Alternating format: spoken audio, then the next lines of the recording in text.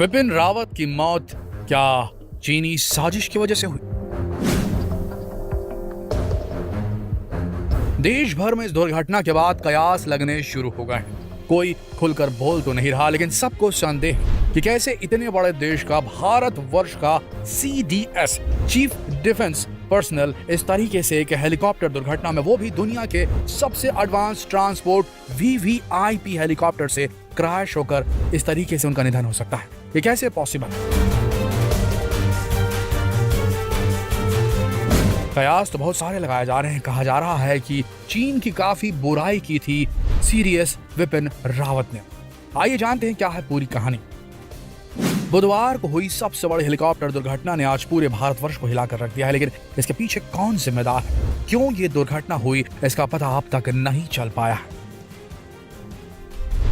लेकिन इस घटना से जुड़ा एक ऐसा तथ्य सामने आया है जिसने आज सभी को हिलाकर रख दिया है। इस हेलीकॉप्टर दुर्घटना के ठीक एक दिन पहले जनरल बिपिन रावत ने एक बड़ी चेतावनी दी थी। भारत सरकार को उन्होंने चीन के मंसूबों के बारे में हिदायत दी थी कि चीन अपने जैविक हथियारों से पूरी दुनिया पर कब्जा करने के मंसूबे बना रहा है।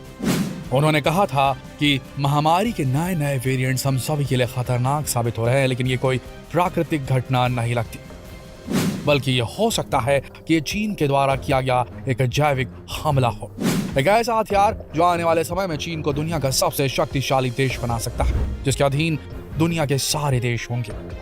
उन्होंने साफ साफ यह अंदेशा बताया था, यह कह दिया था कि ये कोई महामारी नहीं बल्कि एक नए प्रकार का जैविक वेपन हो सकता है जो इस समय चीन बखूबी इस्तेमाल कर रहा है। बिपिन रावत ने आगे कहा था कि इस तरह के हमलों से बचने के लिए हम सभी को पूर्ण रूप से तैयार होना पड़ेगा। हमें पहले ही अपनी सुरक्षा करनी पड़ेगी, तभी जाकर हम इन जैविक हथियारों का सामना कर सकते हैं। लेकिन हैरानी की बात यह है कि जिस दिन उन्होंने अपना ये भाषण दिया था, उसके अगले ही दिन एक हेलीकॉप्टर दुर्घटना में दुर्भाग्यवश वो शहीद हो गए। ऐसे अनुमान लगाए जा रहे हैं कि एक चीनी साजिश हो सकती है। कयास लगाए जा रहे हैं क्योंकि जब देश का डिफेंस फोर्स ये कहने लग जाए कि ये कोई महामारी नहीं बल्कि एक जैविक हथियार है, तो जाहिर है दूसरे देश के कान जरूर खड़े होंगे। लेकिन ऐसा पहली बार नहीं है जब बिपिन रावत ने चीन के चेहरे से पर्दा उठाया था, बल्कि कई बार वो अपने भाषणों से ही चीनियों के परखच्चे उड़ा चुके हैं। 13 नवंबर जनरल रावत ने चीन को भारत के लिए सबसे बड़ा खतरा बताया था। सीमा पर लाखों जवानों की तैनाती और सैन्य नेतृत्व के बीच 13 दौर की बातचीत बेनतीजा रहने को उन्होंने चीन पर भरोसे की कमी बताया था। चीनी इस बात से तिलमिला उठे। चीन के रक्षा प्रवक्ता कर्नल वू कियान ने बयान को उकसाने वाला और खतरनाक बताया था। आपको बता दें, सब कुछ बिपिन रावत के बयान पे हुआ था और ये सब कुछ नवंबर-दिसंबर की घटना है दोस्तों। उसने आगे कहा था, चीन के प्रवक्ता ने आगे कहा था कि इस तरह के भाषण की वजह से राजनीतिक टकराव बढ़ने की आशंका हो सकती है। लेकिन बिपिन रावत ने इसका जवाब देते हुए कहा कि चीन केवल अपनी मनमानी चाहता है। उसकी माई वे और नो वे की नीति के सामने मजबूत भारत खड़ा है।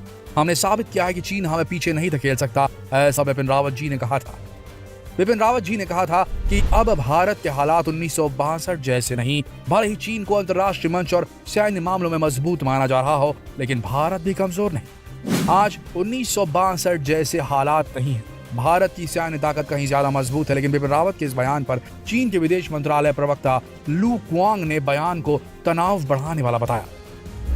लेकिन यहाँ पर बिपिन रावत ने कह दिया था कि भारत एक बार में चीनियों से भी लड़ सकता है और पाकिस्तानियों से, मतलब एक साथ चीन पाकिस्तान से लड़ने में सक्षम है। यह बयान तक दे दिया था जिससे पूरी चीनी मीडिया में बवाल मच चुका था। चीन द्वारा ढोकलाम विवाद पैदा करने और उसी दौरान पाकिस्तान द्वारा तनाव बढ़ाने पर रावत ने सितंबर 2017 में ही कह दिया था कि भारत एक समय में पाकिस्तान और चीन से 2 मोर्चों में लड़ने में सक्षम है और देश इसके लिए तैयार है। बिल्कुल इसी तरह ऐसे कई बार किस्से हो चुके हैं जब बिपिन रावत और चीन के रक्षा मंत्रालय के बीच झड़प हुई है और इससे चीनी काफी खुन्नस खाए हुए थे।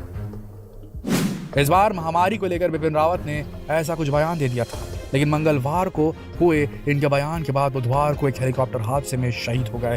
ये किस और शंका की सुई को इंगित कर रहा है ये अभी तो नहीं कहा जा सकता, लेकिन सबूत शायद इसके कभी न मिल पाए, क्योंकि चीनी सीक्रेट सर्विस बहुत ज्यादा स्ट्रांग है दोस्तों।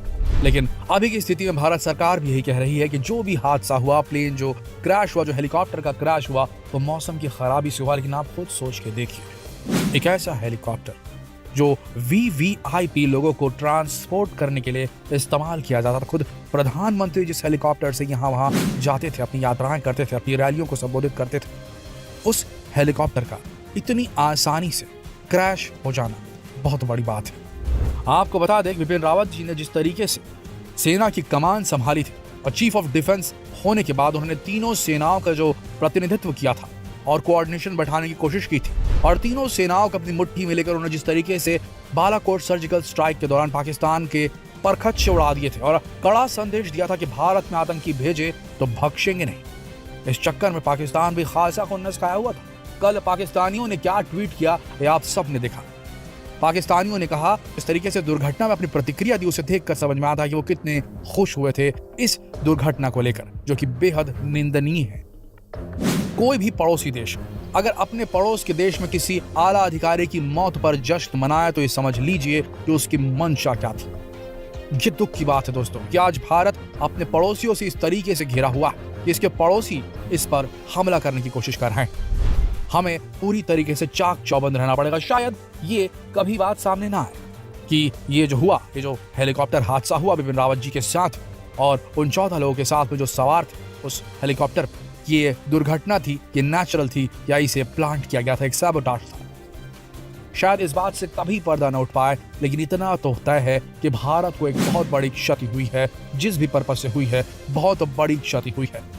इतना ज्यादा डेकोरेटेड ऑफिसर भारत ने खो दिया जिसके अभी और चंद साल बचे हुए थे, जिससे और सेना में सुधार होने थे, सेना और स्ट्रांग होनी थी, कोऑर्डिनेशन में एक नए लेवल पर पहुंचती। तीनों सेनाएं, जल थल नभ, तीनों सेना, एयरफोर्स और उसके बाद में मिलिट्री और उसके बाद में नेवी, इन तीनों के बीच जिस किस्म का कोऑर्डिनेशन कराने वाले थे बिपिन रावत, उससे भारत जो है, और ऊपर से मोदी जी का नेतृत्व, जिन्होंने हथियारों को खरीदने के लिए पूरे खजाने खोल दिए थे।